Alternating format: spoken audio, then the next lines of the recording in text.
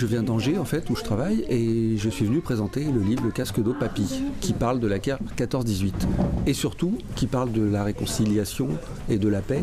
Je le dis parce que sinon Géraldine Elchner, l'auteur, va me gronder. C'est une histoire, on la lit, on ne se pose pas de questions. Mais en tout cas, dans cette histoire, on va apprendre à découvrir une œuvre d'art et un peu l'univers d'un artiste. En fait, il fait partie d'une collection qui s'appelle Pont des Arts, où à travers un album qui est vraiment une histoire, on découvre une œuvre d'art. Donc il y en a sur Paul Klee, sur Matisse, il y en a plein. Il y en a une quarantaine de titres. Et l'éditrice, pour 2014, voulait en faire un qui parle de la Grande Guerre. Et du coup, on est parti sur l'idée de Fernand Léger. Et moi, comme c'est un peintre que j'adore, je lui avais dit, s'il y a un Fernand Léger, tu me le réserves. Moi, je suis rentré dans l'histoire par Fernand Léger, et Géraldine, l'auteur, il se trouve qu'elle est franco-allemande, qu'elle a un papa allemand et une maman française, et elle a 2 grands-pères qui ont fait la guerre de chaque côté, en fait. Et ce qu'on retrouve un peu dans l'histoire de l'album. Elle est partie un peu de l'histoire de sa famille, d'avoir deux grands-pères ennemis, entre guillemets, qui se retrouvent ensuite dans la même famille, en fait.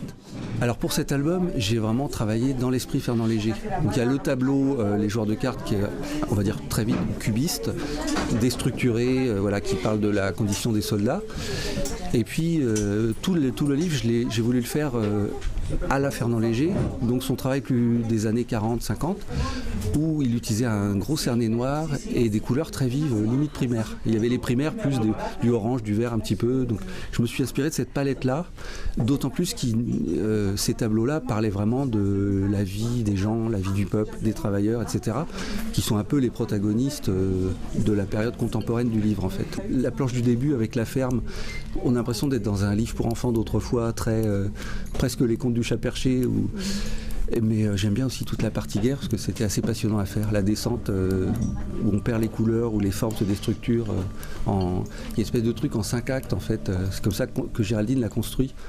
Et au fil du temps, j'ai appris à connaître, parce que là j'ai beaucoup lu, regardé de choses, ce qu'était la vie de ces gens-là, qui étaient des jeunes mecs dans les tranchées, là, je ne peux même pas dire qu'on en bavait, enfin vous voyez. Et du coup ça rend plus attentif à quelque chose comme une commémoration, quelle qu'elle soit d'ailleurs, à se poser la question pourquoi on veut reparler de ça, pourquoi c'est important cette mémoire-là.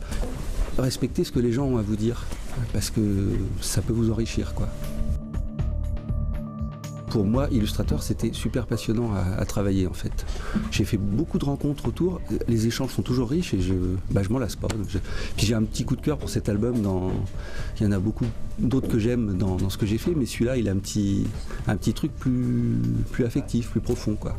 Quand on fait des choses qu'on habite ou qui nous habitent, c'est là qu'on les fait, on est au mieux de nous-mêmes et c'est là qu'on les fait bien, quoi.